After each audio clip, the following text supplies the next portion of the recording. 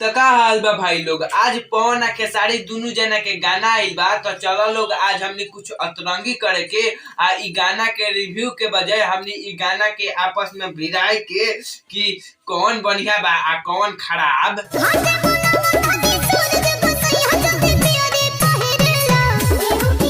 तू लोग जानता ना लोग इ गानवा के कहानी का बा। इ गानवा के कहानी इहे बा कि एगो पत्नी अपन पति के कहतिया कि सूरज भगवान उग गइलन, तू जल्दी जा आ पियरी पहन के आव काहे कि औरग देहे के बा।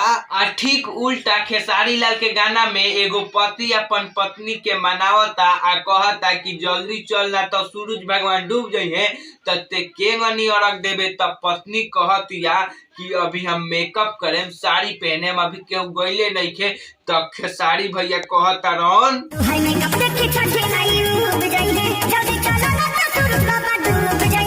तो भाई लोग दोनों जना के गाना तो एकदम तगड़ा बा। अब हमने ई देख लेवे के कि ई दोनों गाना में सबसे मजेदार चीज का बा। तो हमार खेसारी भैया के हईला सिनेमा मजा इला ना तूहे लोग देखा लोग ना खेसारी भैया के मुंह बना के जाता रन ओकरा के ले जाए। चल जल्दी चल।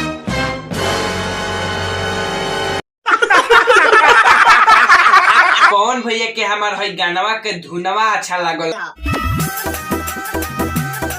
तो अब हमनी थोड़ा लाइक का व्यू देख ले के कि इ दोनों गानवा में कितना लाइक का कितना व्यू गइल बा। सूरज बाबा खेसारी लाल के इ गानवा पे करीबन 5 लाख व्यू बाटे आ 83,000 लाइक बा। पियरी पहिन ल पवन सिंह के इ गानवा पे कम से कम 6 लाख व्यू बाटे आ 78,000 लाइक बा। दोनों जना बराबर बा लोग, मगर क्यों? तो काहे कि एक जना व्यू में मार खइले बारन तो एक जना लाइक में। बात तो सही है। ताहरा लोग के का लगता कमेंट में अपन राय द लोग। आ वीडियो पसंद आइल तो वीडियो के लाइक कर लोग, चैनल के सब्सक्राइब कर लोग। हम मिलते हैं कोनो ऐसन के नेक्स्ट वीडियो में, तब तक कटी टाटा बाय बाय।